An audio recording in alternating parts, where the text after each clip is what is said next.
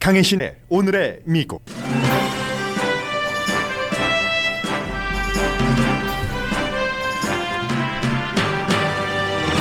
뉴욕시가 공무원에 이어 민간의 식당과 짐 등에서도 백신 접종을 의무화했습니다.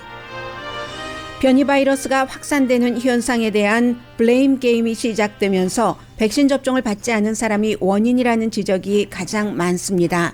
트럼프 전 대통령 시대 백신 개발 책임자는 백신 접종을 거부하는 공화당 보수 멤버들에게 제발 백신 접종을 받으라고 간청했습니다. 연방 항소법원 등에서도 백신 접종 의무화를 지지하는 판결이 잇따라 나오고 루이지아나 주정부 등도 마스크 착용 의무화까지 발표했습니다. 맥도널드도 위험 지역에서 직원과 손님의 마스크 착용 의무화 오늘 아침 발표했습니다.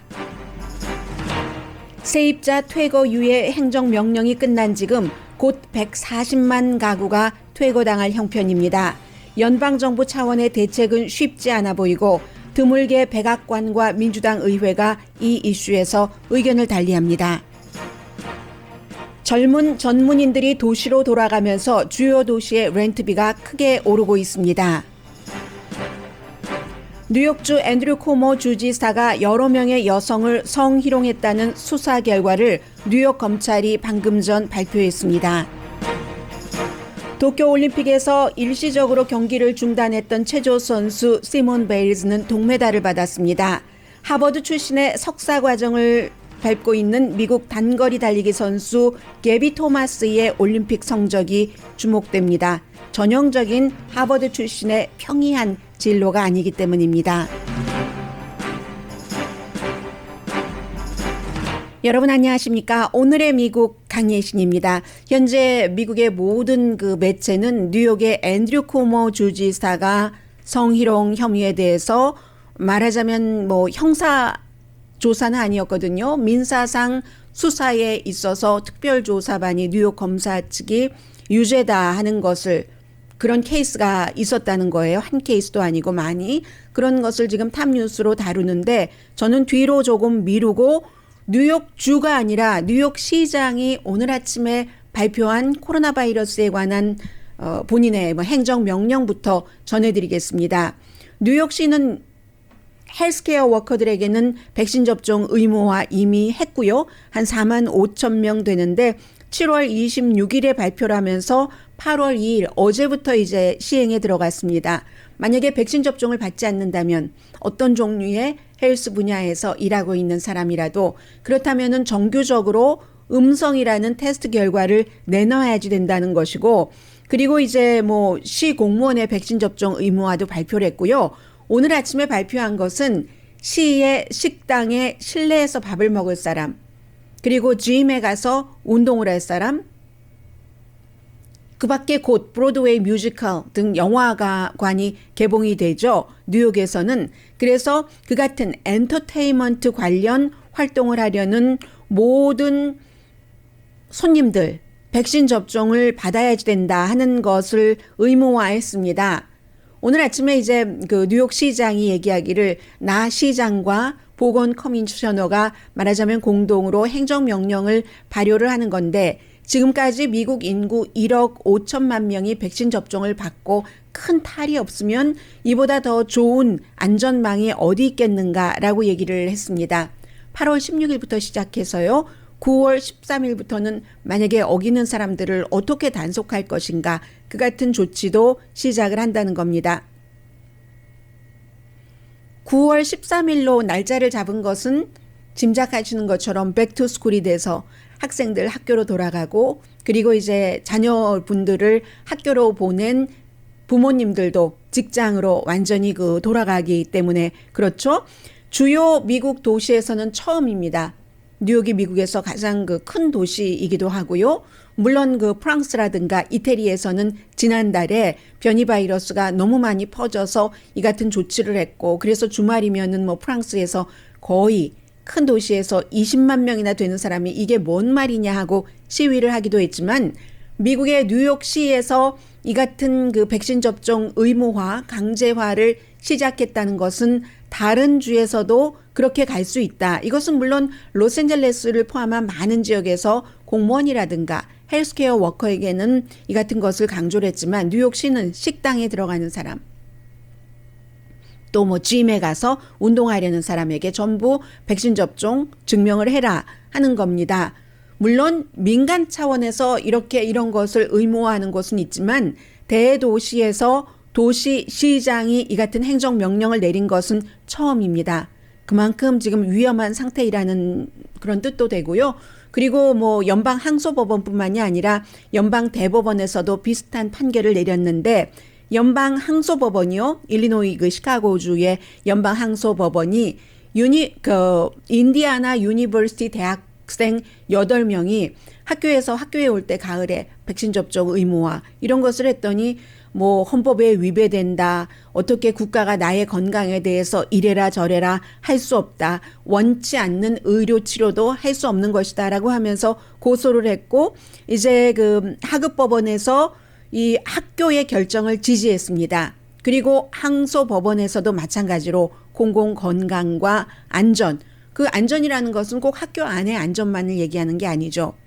인디아나 유니버시티, 미국에서 대학교가 있는 곳은 전부 대학촌해서 그 커뮤니티도 안전한가, 안전성을 조금 덜 확보되는가 하는 것에 중요하잖아요. 함께 사는 곳이니까. 그래서 이제 그러한 의미로 그 같은 판결을 내렸고 연방 대법원의 스티븐 블레이어 연방 대법관이 메인주 교회도 비슷한 도전을 했습니다. 인디아나 대학교의 학생들처럼 메인주의 주정부가 교회에 대해서 이런저런 규제를 한다는 거죠. 코로나 바이러스와 연관이 돼서 거기에서 이제 청원서를 받아서 교회에서 이건 목적이 있는 규제다. 민주당들이 교회 학교래요. 제가 교회 가지 못하도록 하도록 이 같은 정치적인 결정을 내렸다 하면서 판결을 해달라고 하는 것을 연방 대법원에서는 전체 심의하지 않는다라고 코멘트하지 않고 이제 이렇게 내려보낸 거죠. 이런 형태로 백신 접종 의무화에 대해서는 법원들도 연방법원 차원에서 지금 지지하는 형태고요. 한 달 늦게 적어도 한 번 백신 접종 받은 사람 70% 목표를 달성했습니다. 원래는 독립기념일에 하려고 했었죠. 그리고 나서 이제는 블레임 게임, 미국말로 서로 손가락질이 시작이 된 겁니다. 왜 이렇게 변이 바이러스가 많이 퍼지는 거야? 하는 것 해서 지금 백신 접종을 받은 사람들을 먼저 보면은요. 민주당은 92%, 65세 이상보다 민주당이 더 많아요. 65세 이상 분들 88%, 뭐 나이가 많으신 분들 가운데서 건강상의 이유로 또 백신 접종을 받지 못하는 그런 분들도 계실 테니까요. 71%가 백인이 아닌 사람, 70% 여성, 70%가 지금 전국 평균이잖아요. 한 번 이상 백신 접종 받은 사람, 모든 그 미국인 지금 white은 67%, 남자 65%에 비해서 여자가 70%니까 5% 많은 거죠. 또 대학교를 졸업하지 않은 사람보다는 대학 졸업을 한 사람의 백신 접종률이 높았고요. 공화당은 51%밖에 안 됩니다. 그러면 거의 20%나 낮은 거예요. 50%에서 20%나 낮은 겁니다. 무당파가 59% 접종을 받았고요. 그래서 이제 전체적으로 왜 이렇게 변이 바이러스가 확산되는가 하는 것에 대해서 전체 민주당, 공화당, 무당파 전부에게 물어봤더니 백신 안 맞은 때문에 그래. 백신 안 맞은 사람 때문에 이렇게 많이 퍼져 하는 답이 58%. 이 여론조사는 악시오스와 입소스가 한 여론조사 결과거든요. 그리고 다른 나라에서 미국에 여행 와서 그 사람들이 퍼뜨렸어 하는 게 두 번째로 많은 이유입니다. 32%. 그리고 28%는 전체적으로 트럼프 전 대통령이 뭘 잘못했기 때문에 처음부터 단추가 잘못 끼워져서 이런 거야 라고 답변을 했는데 이게 백신 접종을 받은 사람과 백신 접종을 받지 않은 사람 사이에 차이가 너무 큽니다. 백신 맞은 사람들은 거의 80%예요. 제일 많은 사람들이 78.6%가 백신 접종 받지 않은 사람 때문에 이렇게 퍼졌다. 왜냐하면 이스라엘이나 미국이나 다 같이 나오는 자료가 백신 접종을 받은 사람은 남에게 감염시킬 확률도 훨씬 적고 반 이상 적고 그리고 감염될 확률도 훨씬 적고 해서 지금 백신 접종을 받은 사람들은 1% 미만이 감염자입니다. 병원에 입원하는 사람은 0.04%, 거기서 사망하는 사람은 백신 접종을 받은 사람 가운데서는 0.001%밖에 안 되죠. 그러니까 이렇게 생각을 하고 그에 비해서 백신 접종을 받지 않은 사람 가운데서도 이렇게 많이 퍼지는 것은 백신 접종을 받지 않은 사람 때문이야 라고 답한 사람이 10%나 됩니다. 큰 차이가 있어서요. 백신 접종을 받은 사람들은 무엇이 이렇게 퍼지는 원인이냐를 제가 순서대로 불러드리면 백신 접종 받지 않은 사람 80%, 트럼프 전 대통령 36%, 보수적인 미디어 33%, 그 다음이 미국에 오는 외국 방문객, 미국 사람들이 외국을 여행 간 그런 사람들, 또 이제 보수 미디어를 제외한 메인스트림 미디어, 또 바이든 대통령이 이 원인이야라고 얘기한 사람도 11%나 돼요. 백신 접종 받은 사람 가운데서 그 밖에 뭐 질병통제국, 전국 보건 관계자들, 그러니까 바이든 질병통제국 보건 관계자 맨 아래쪽에 속하거든요. 이쪽은 뭐 무슨 일을 해도 이런 불만이 나오는 그런 것이다라고 생각하시면 되고, 백신 접종을 받지 않으신 분들은 어떤 순서냐면요. 미국으로 오는 외국인 관광객 때문에 그렇다. 36.9%로 가장 많습니다.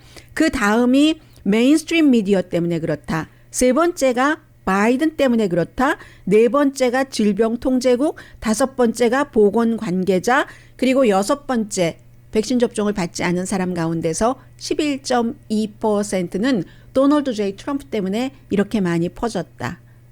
그리고는 이제 아래서 두 번째가 9.8%가 우리 백신 접종 안 받은 나 같은 사람 때문에 라고 얘기를 했고, 맨 마지막에 7.5%만이 보수적인 미디어 때문에 그랬어. 아직도 터커 칼슨 같은 사람이 백신 접종에 대해서 회의적인 시각을 계속 보도를 하고 있죠. 그런데 그게 맨 아래입니다.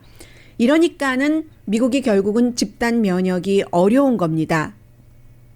어려워서, 그리고 이제 어쨌든 백신 접종을 받은 사람도 감염이 되는데, 여러분들께 제가 계속 말씀드리지만 백신 접종을 받은 사람 가운데서는 물론 테스트를 하지 않은 사람은 모릅니다. 그것은 백신 접종을 받지 않은 사람이나 백신 접종을 받은 사람이나 테스트하기 전에는 모르는 거니까요. 그런데 테스트하고 병원에 가고 사망하고 이런 통계를 볼 때는 백신 접종을 받은 사람 가운데서는 지금 1% 미만 감염률이 나오거든요. 양성 반응이 나오고 있습니다. 그런데도 불구하고 이제는 뭐 백신 접종 받아도 그러니까 하면 서로 막 블레임 게임이 시작이 되고, 여러 가지로 미국의 의료 보건 체계, 백신에 대해서 회의감도 나오고 하니까 백신을 개발할 때 총책임자, 말하자면 백신의 설계사는 바이든 대통령 때의 보건 의료 전문가가 아닙니다. 트럼프 전 대통령 당시에 백신이 만들어졌죠. 총 책임을 졌던 사람은 보건복지부 장관입니다. 그 당시에 이제 오퍼레이션 랩 스피드라고 해서 빨리 백신을 만든 보건복지부 장관 총 책임자가 알렉스 아자르가 오늘 기고문을 썼는데, 역시 가장 많은 사람들이 본다고 생각하고 가장 믿을만하다고 생각하는 뉴욕타임즈의 트럼프 전 대통령의 보건복지부 장관이 오늘 기고문을 썼는데 뭐라고 얘기하냐면 My fellow 보수적인 공화당, 이런 식으로 표현을 합니다. 백신에 대해서 거부하고 주저하는 My fellow 공화당, 보수당 모든 분들, 코비드-19 백신 접종 제발 받으세요. 굉장히 잘 개발된 겁니다. 오늘 뉴욕시 시장이 한 말과 똑같은 말을 하네요. 1억 6천만 명 이상이 백신 접종을 받아서 엄청난 그런 부작용이 없다면 이거 정말 잘 만든 백신이라는 것을 증명하는 겁니다. 기간이요? 우리가 빨리 만들 수밖에 없었습니다. 다른 백신 몇십 년에 개발되고 개발도 못 된다고 하지만 그 과정을 줄일 수밖에 없었고, 어느 때보다도 과정을 줄이기 위해서 밤낮으로 일해서 더 많은 사람을 빠른 시간 안에 테스트를 했습니다. 식품의약국이 완전한 승인을 한 것과 지금은 임시 승인이니까요. 그 차이는 더 많은 사람에게 테스트를 하는 그 차이입니다. 그리고 이제 제조를 하는 공장을 그 가서 인스펙션을 하는 그런 차이니까 my fellow 보수 그 공화당 멤버들이요. 여러분들이 해야지 되는 부분적인 일도 하십시오라고 얘기를 했습니다. 그리고 트럼프 전 대통령의 보건복지부 장관이었기 때문에 바이든 행정부도 이제 이 백신에 대해서 정치화하지 말아라 하는 얘기도 곁들였고요. 이 정도예요. 왜냐하면 뭐 린지 그레이엄 같은 공화당 그 연방 상원 의원도 백신 접종 다 받았는데 그 양성 반응이 나왔다고 어제 오후에 발표를 했죠. 이분이 66세거든요. 한국 분들에게는 트럼프 전 대통령과 굉장히 친했던 사람. 그리고 뭐 한국에 전쟁이 일어나면 뭐 한국 사람들이 죽지 미국 사람들이 죽어?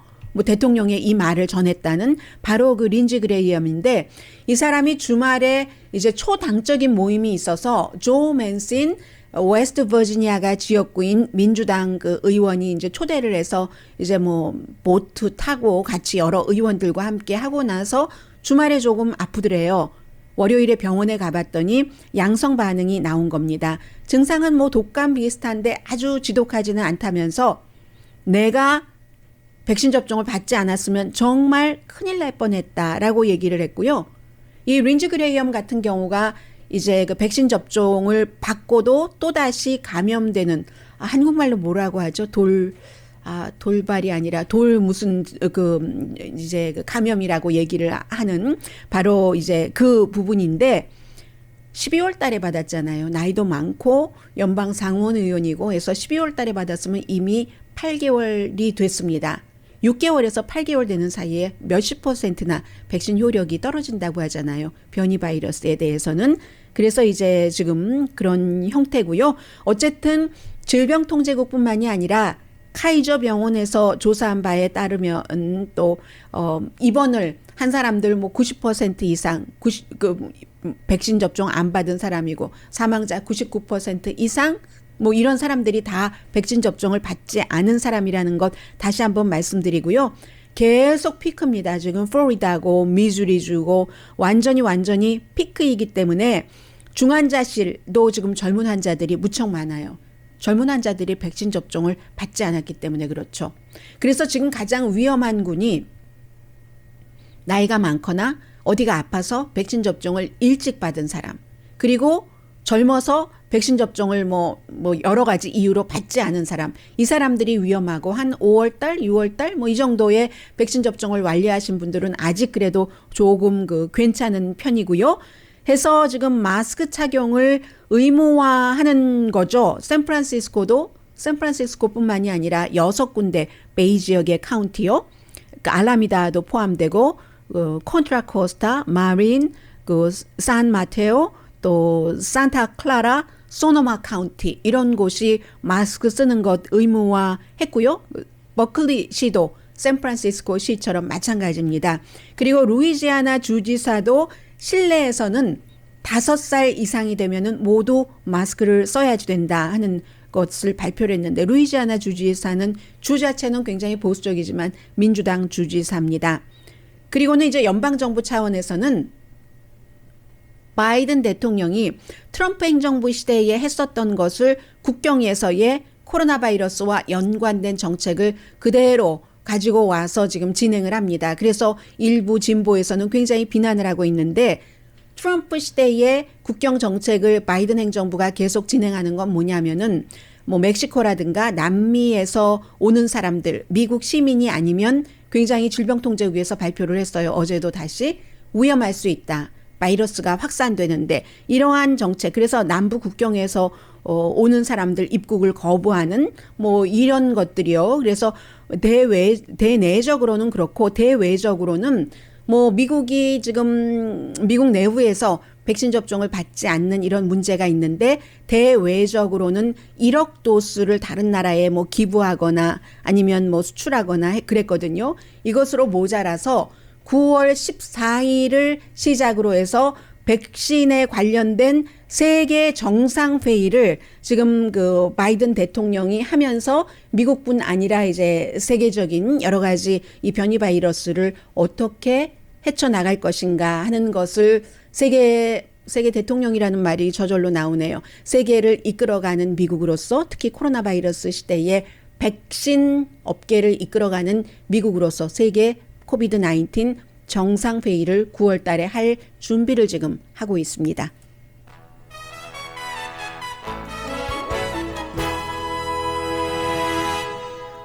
잠시 뒤에 아주 그 중요한 그 세입자 퇴거 유예 지난 토요일에 끝났고요. 연방 차원에서는 지역마다 다 다르죠. 지역의 프로그램은 로스앤젤레스를 포함한 이쪽 캘리포니아 지역은 이제 대체적으로 한 2달 정도 남았고요. 그런데 이게 지금 방법이 별로 없어 보이거든요.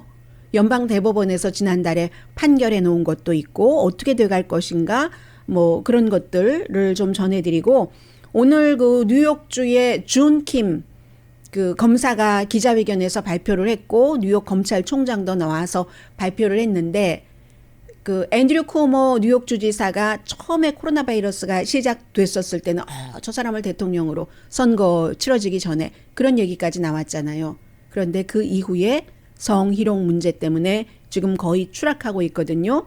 그 밖에 뭐 트럼프 전 대통령에 관한 뉴스도 있고요. 잠시 뒤에 전해드립니다.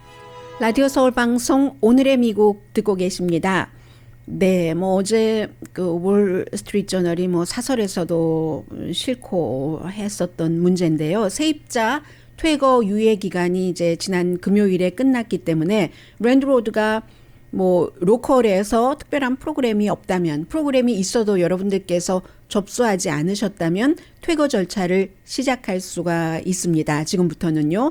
그래서 원래 제일 처음에는 이게 케어 액트 모라토리움이라고 해서 케어 액트라는 그런 것으로 트럼프 전 대통령이 7월 달에 이렇게 해서 9월 달에 또 연장을 했고 12월 달에도 뭐 한 달 이렇게 해서 전반적으로 한 사람일 경우 1년의 수입이 9만 9천 달러까지 커플일 경우에 19만 8천 달러까지 버는 사람이 코로나 바이러스로 수입이 줄어들었다면 그로 인해서 렌트비를 못 냈을 때 퇴거할 수 없도록 퇴거 유예 명령, 행정 명령을 내렸던 겁니다. 그리고 나서 이제 1월 말에 바이든 대통령이 집권을 했습니다. 바이든 대통령도 1월 말부터 지금까지 짧게 몇 개월씩 3번을 연장을 해서 토요일에 끝났는데 지난달 말에 연방 대법원이 어떤 판결을 내렸냐면 의회에서 연장을 하면은 가능하다. 이제 더 이상 대통령의 행정명령으로는 안 된다는 판결을 내렸습니다. 그러니까 어제 대통령이 주정부와 로컬 정부에서 최선을 다해서 그 렌트비를 보조를 한다던가 하는 식으로 그리고 나중에 연방정부에서 주정부로 어떠한 그 돈이 보조가 될 때 그 돈으로 미리 냈었던 그 돈을 이제 리임버스 할 수도 있다. 뭐 이런 식으로 얘기를 했죠. 당장 지금 2달 사이에 140만 가구가 이 퇴거 유예가 끝나서 아무 조치를 하지 않으면 집에서 쫓겨날 수 있답니다. 140만 가구니까 그 140만 가구 모두 한 사람씩 사는 건 아니겠죠. 4명 사는 가구도 있고 10명 사는 가구도 있고 뭐 평균 몇 명은 될 텐데 그리고 나서 그 이후에도 수백만 명의 가구가 또 수백만 명이 아니라 수백만 가구가 또 퇴거 위기에 이제 추후에 또 있게 된다는 겁니다. 그런데 이게 행정명령, 대통령 행정명령으로 한 것이 한가운데는 행정부의 질병통제국이 있는 거죠. 질병통제국이 이거 이런 상황에서 쫓겨나면은 바이러스가 널리 퍼져서 큰일 난다 했는데 지금 질병통제국장은 변호사의 조언에 따라서 연방대법원에서 의회에서 한다면 모를까? 행정부는 아니야 라고 판결을 했기 때문에 더 이상 이 같은 것을 할 수가 없다. 우리는 권한이 없다라고 발표를 했습니다. 그러자 이게 이제 토요일 날 그게 끝나고 일요일 날 월요일 날 계속 백악관과 민주당 의회가 뭐 왔다 갔다 하면서 이렇게 했는데 백악관은 이러니까 연방 대법원에서 판결이 나왔으니까 의회가 빨리 이런 것을 연장안을 법으로 통과를 시켜주십시오. 그러면 저는 바로 서명을 하겠습니다. 이렇게 그 얘기를 하고 의회에서는 바이든 대통령이 다시 행정명령에 서명을 하십시오. 이 행정명령에 만약에 바이든 대통령이 다시 서명을 하면은 질병통제국을 통해서라든가 그러면 소송이 들어올 거 뻔히 알면서도 의회에서는 하는 얘기거든요. 소송이 들어오더라도 지금은 델타 변이 바이러스가 너무 기승을 벌이고 있으니까 시간을 좀 벌자. 소송되고 어느 동안에는 또 사람들을 쫓아내지 못하고 하니까 그리고는 이제 뭐 주정부가 뭐 처리할 수 있는 것도 시간을 좀 주고 하자. 이게 의회의 얘기거든요. 이것은 또 굉장히 다른 겁니다. 이제 유예가 끝나서 퇴거당할 그럴 위기에 있는 그 세입자들이 처한 것과는 또 다른 정치적인 문제가 하나가 생겼는데 트럼프 전 대통령 시대에는 뭐 백악관과 의회에서 뭐 일주일마다 한 줄 건들러 한 번마다 의견이 다르게 나오고 또 뒤로 협상하고 서로 막 합의하고 이랬던 적이 늘 이어왔는데 바이든 행정부 들어선 그렇지는 않았거든요. 지금 백악관은 의회에서 해라 하니까 민주당 의회는 대통령이 먼저 급하게 해라. 지금 의회에서 공화당이 이것을 지지하는 사람들이 많지 않고 여러 가지가 복잡하니까 대통령이 빨리 하라는 거예요. 대통령은 할 수 없는 것이고 법에 따라서 애매모호하게 이렇게 민주당 의회와 백악관이 같은 이슈로 서로 다른 입장을 보이는 것이 이 주요 이슈에서는 뭐 거의 처음인 거죠. 그래서 이제 투표수를 확보를 못했기 때문에 그러는 겁니다. 낸시 펠로시 하원 의장이나 척 슈머 민주당 상원 원내대표나 투표수가 돼야지 확보가 돼야지 이것을 절차를 하잖아요. 그러니까 서로 사실은 어찌할 수 없는 상황에서 미루기를 한다고 볼 수도 있는 거죠. 그런데 어쩔 수 없어요. 양측 다 지금 말씀드린 것처럼 얘기를 들어보면은 서로 다 일리가 있기 때문에 그럼 어떻게 될 것인가? 아직 모른다니까요. 이 문제가 어떻게 해결될 것인가? 정말 백악관이 어제 얘기한 것처럼 만약에 주정부, 카운티 정부, 시정부에서 또 그럴 뜻이 있으면 지역에 따라서 그 의견이 다를 거예요. 캘리포니아, 로스앤젤레스 카운티, LA시는 여기에 대해서 적극적으로 뭔가 지원을 하려고 할 테고 또 LA시와 오렌지 카운티, 오렌지 시리 오브 오렌지, 뭐 오렌지 카운티의 어떤 시리와는 조금 입장이 또 다를 겁니다. 그렇기 때문에 이런 때는 어느 지역에서 사느냐도 상당히 그 중요하다 이렇게 보고 있고요. 백악관과 민주당 의회의 리더십이 다시 이제 서로 어떻게 하면 협조를 하면서 이 뭐 140만 가구, 200만 가구를 구할 것인가 하는 방안을 찾아내겠죠. 어떤 형태로든. 그리고는 이제 오늘 그 뉴욕의 검찰총장 그 레티나 제임스 아프리칸 아메리칸 여성 검찰총장이죠. 그리고 이제 뉴욕의 검사 이 사건을 맡았던 준김 검사예요. 이름에서 그대로 아실 수 있죠. 오늘 기자회견을 오래 하면서 앤드류 쿠오모 뉴욕 주지사가 그동안 여러 명의 여성을 한 명이 아니라 성적으로 성희롱하고 성학대를 했다. 한두 개가 아니라 패턴이다. 상습적이다 하는 거예요. 특별조사팀이 조사를 했거든요. 수사를 했거든요. 스텝을 포함해서 다른 공무원들 뭐 아주 디테일하게 179명의 증언을 바탕으로 서류만 하더라도 7만 뭐 4천 다큐멘트라고 하고 있거든요. 주 공무원만 하더라도 9명이었다. 대체적으로 뭐 키스하고 허깅하고 굉장히 예민한 부분을 원치 않는데 만지고 했었다는 거죠. 주지사, 주에서 가장 파워풀한 사람이잖아요. 그래서 주지사와 그 이 주정부 주지사 사무실이 주의 법도 위반하고 연방 법도 위반했다는 결론입니다. 그래서 어떤 사람은 정규적으로 만나서 조언을 했었던 그 스텝 아니면 한 번만 만난 그런 사람들도 굉장히 많았고 또 성적인 발언들도 많이 했다고 하는데 아무도 좋아하지 않았고 굴욕감, 뭐 불편함, 부적절함 이런 것들을 여성들이 많이 느꼈는데 그게 법적으로 성희롱이라는 얘기입니다. 아직까지는 앤드류 쿠오모 주지사가 공식적으로 얘기하지 않고 있습니다. 이게 이제 그 미국에서 이제 문화적인 이런 것 그리고 높은 자리에 지금까지는 남성들이 많기 때문에 이런 일들이 일어나는데 이번 케이스는 형사 케이스는 아니거든요. 그렇기 때문에 여기서 가장 주목해야 되는 것은 앤드류 쿠오모가 사임할 것인가 아니면 사임하지 않고 끝까지 버티다가 뭐 재선에 출마할 것인가 그리고 내가 성희롱 당했어, 성학대 당했어 라고 얘기하는 여성들이 소송까지 갈 것인가 그런 것들이 굉장히 그 중요하고요.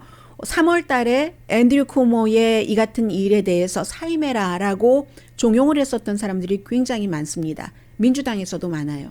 민주당의 뭐 코리안 아메리칸을 포함을 해서 주 정부의 정치인도 그랬고 연방 상원 의원들, 민주당 상원 의원들 그리고 29명 정도 되는 사람들, 특히 이제 뉴욕을 지역구로 하는 거의 모든 그 민주당 의원들이 사임해라라고 그 당시에 주장을 했었는데 뭐 조사 결과를 보자라고 해서 여기까지 왔거든요. 지금 수사 결과는 그가 여러 명의 여성들을 성희롱했다. 이로써 앤드류 쿠모 뉴욕 그 주지사가 더 높은 곳으로 아니면 뉴욕주의 주지사직을 계속 유지할 수 있는가? 이게 이제 이 케이스에 오랜 동안 지금 오늘 그 수사 발표를 보면은 상습적으로 그렇게 해왔는데 모든 것들이 다 때가 있잖아요. 무르익어서 또 목소리가 합쳐져서 한두 사람이 아니고 179명이나 그렇다고 하니까 이런 경우에는 과거에 뭐 그냥 묻혀졌었던 것들이 다 드러나서 이 같은 결과가 오랜 세월이 흘렀지만 오늘 지금 이런 결과를 내고 있고요. 네, 그리고 사실은 여러분들께서 뭐 별로 크게 관심이 없을지는 모르지만 한 줄이나마 저는 꼭 말씀을 드리겠습니다. 의사당 폭동 사건 때 그 폭도들을 진압했던 경관들 가운데서 지금 세 번째 자살한 사람이 나왔습니다. 44살 메트로폴리탄 경찰국 소속으로 2013년부터 메트로폴리탄 경찰국에서 근무를 했는데 그러니까 의회 경관은 아니에요. 이분이 그 이후에 그 사건 이후에 굉장한 그 충격들을 많이 받았다고 하죠.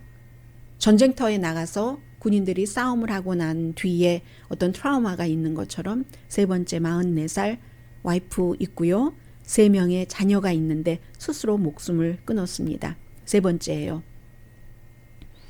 그리고 오하이오주의 특별 그 선거도 굉장히 주목되는데 그 석탄 로비스트 마이크 캐리를 어젯밤에도 그 트럼프 전 대통령이 지지를 했고 트럼프 그 슈퍼팩 그 어떠한 그 정치 단체가 지난주에 35만 달러나 뭐 텍스트 메시지로 걷어서 줬거든요. 그래서 이게 어떻게 될 것인가 뭐 하원 의원 선거 주목되고 지난번에 그 텍사스에서는 트럼프 전 대통령이 지지했었던 사람이 졌었죠. 그 정도 있고 그리고 오늘 월스트리트저널 그 보도를 보면은 북한이 그 미국과 대화하겠다라는 한국 국정원의 국회에서의 그 증언 뭐 이런 것을 발표를 했는데 그 대신 조건이 있다는 거예요.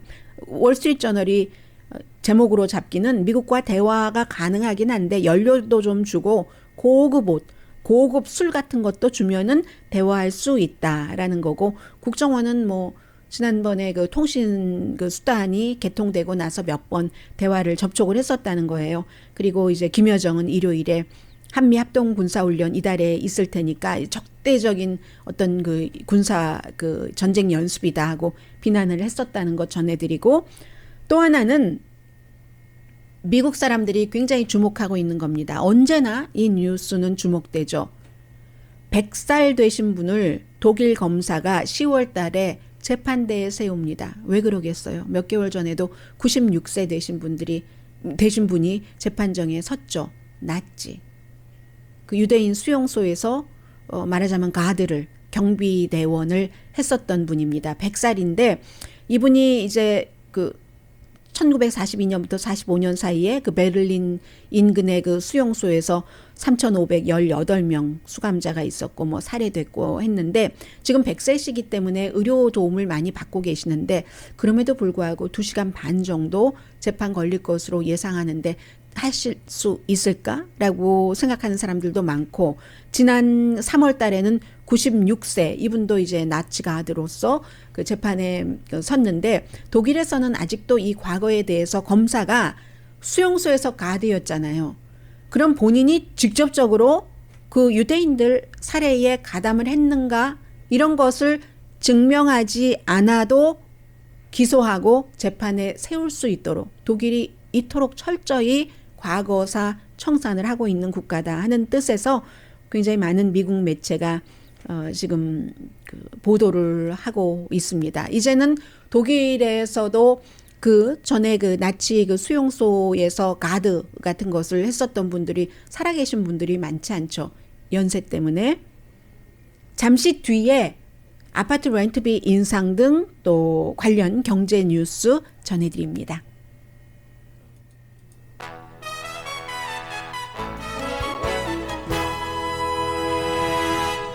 라디오 서울 방송 오늘의 미국 듣고 계십니다. 월스트리트저널 보니까요. 이 기사는 다분히 랜드로드 중심으로 쓴 기사이기는 합니다. 그러나 저는 이 기사 자체를 조금 렌트 들어서 살고 계시는 세입자 중심으로 다시 구성을 했습니다.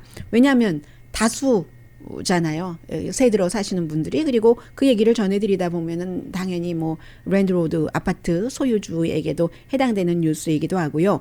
렌트비가 굉장히 인상되는데 한마디로 젊은 전문직들이 그동안에 부모님 집에서 멀리 살다가 다시 직장 오픈을 하면서 지금은 변이 바이러스가 아무리 많이 퍼져도 다시 락다운은 안 한다고 하잖아요. 해서 도시로 가고 있기 때문에 그렇다.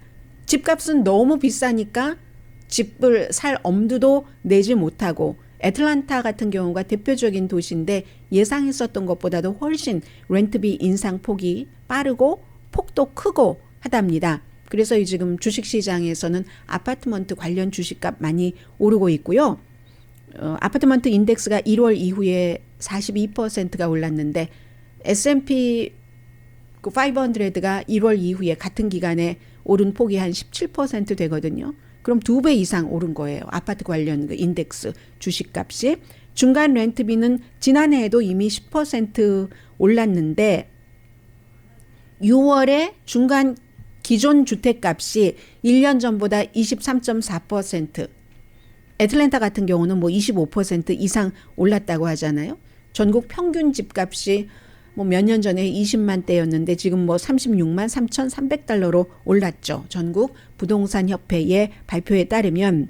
그래서 그 일자리를 잃어서 뭐 렌트비를 내기 힘들다 뭐 이런 사람들도 많이 있어서 지금 뭐 퇴거 유예에 대해서 딜레마 같은 것도 겪고 있지만 그리고 지금까지 또 부모님 그쪽으로 돌아갔기 때문에 렌트비의 점유율이 낮았고 베이컨스가 높았고 해서 어떤 랜드로드에게는 아주 그 괴로운 한 해 반 정도였는데 지금 이제 뉴욕과 샌프란시스코 이런 곳이 렌트가 이제 그 내려갔었던 것이 뭐 주식값도 내려갔었던 것이 다시 올라가고 있다는 겁니다. 그래서 오랜 동안 이제 참고 퇴거도 시키지도 못하고 렌트비도 받지 못하고 했었던 그 랜드로드들이 좀 힘을 펴게 됐다 하는 게 월스트리트저널의 기사거든요. 거의 모든 주요 도시의 렌트가 지금 어느새 1년 전보다 비싸졌다는 거거든요. 그래서 지금은 이제 전에는 그 팬데믹 시작되고 나서는 뭐 어떤 그 인센티브도 주고 있는데 지금은 인센티브 같은 것도 주지 않고 다시 도시의 아파트 렌트비가 오르니까 오너들도 조금 그 살아나고 있다 하는 얘기입니다. 25살에서 29살 사이 그리고 30세에서 뭐 34세 그러니까 25살에서 34세 젊은이들이 직장으로 돌아가면서 이런다는 건데 휴스턴도 마찬가지래요. 그래서 이런 얘기입니다. 아무튼 그리고 또 하나 전해드리고 싶은 것은 지금 코로나 바이러스 막 퍼지면서 발표하는 것 보니까 질병통제국이 미국의 90% 지역에서 점점 더 많이 확산되는 위험에 빠졌다라고 얘기를 하고 있는데 에어라인 취소 많아지고 있거든요. 여러분들 확인하셔야지 되고요. 그리고 그 백신 접종 의무 뉴욕시에 이어서 지금 많은 회사들이 마스크 의무화를 하고 있는데 맥도널드도 지금 하이 리스크 지역에서는 손님도 그렇고 직원들도 그렇고 전부 마스크 착용 의무화 그리고 백신 접종 안 받은 스태프과 커스터머는 언제나 그 마스크를 써야지 되고요. 타겟도 하이 리스크 지역의 직원들에게 마스크 착용 의무화 있는데 지금까지 마스크 착용 의무화하는 그런 회사도 많고 백신 접종을 아예 의무화하는 회사도 많습니다. 페이스북, 구글, 트위터, 넷플릭스 그리고 뭐 우버, 섹스 핍스 애비뉴 또 워싱턴 포스트, 모건 스탠리 월트 디즈니도 백신 의무화 했었잖아요. 지금 형태는 이런 상태고요.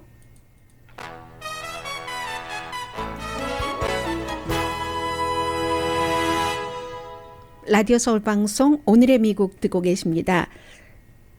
올림픽에서요. 끝이 항상 보면 끝이 아니에요. 시몬 베일즈가 뭐 몇 번의 경기 정신적으로 너무 힘듭니다. 그래서 다칠지도 모릅니다. 여러 가지 이유로 나가지 않다가 어제 그 평행봉에서 동메달 땄습니다. 이 분야는 원래 금메달리스트가 아니죠. 그래서 금메달과 은메달은 중국 선수가 받았고요. 시몬 바일즈가 3번 24살처럼 보이지 않던데요. 근데 체조 선수들 이렇게 머리에 리본 묶잖아요. 어제는 뭐 막 미국을 상징하는 그런 체조복을 입고 머리에 파란색, 하얀색 리본을 묶었는데 참 상큼하게 느껴졌습니다. 그리고 또 한 사람, 중요한 사람이 게비 토마스라고 96년생이거든요. 하버드 대학교 졸업하고 지금 유니버시티 오브 텍사스에서 전염병 그 관련 그 석사 공부를 하고 있는데 200m 그러니까 스프린터예요. 지금 오늘 경기가 어떻게 아직 시작되지 않았죠. 보면은 메달리스트가 될 것인가, 아주 좋은 메달을 받을 것인가, 굉장히 많은 사람들이 주목을 하고 있는데, 왜냐면 하버드 졸업생 하면 보통 대통령이 되거나 뭐 오바마처럼 국무장관이 되거나 마이크 폼페오처럼 그 밖에 뭐 상원, 의원, 정치인들 아니면 영화배우 많잖아요. 그리고 굉장히 인물도 좋습니다. 이 그 게비 토마스 그가 그런데 단거리 선수 스프린터 200m 쪽에서 그렇기 때문에 이 오늘 어떻게 될 것인가. 이 정도 빨리 200m를 21.61초라고 하거든요. 3번째로 역사상 빠릅니다. 2번째 여성이 1988년이었었고 아무튼 역사상 3번째로 빠르고 역사상 3번째로 빠르고 여성으로서는 2번째로 빠르다고 하는 거거든요. 골드를 따려면 근데 자마이카 그 선수 등 아주 그 재능 있는 선수들을 이겨야지 되기 때문에 그런데 저는 굉장히 그 주목이 되고요.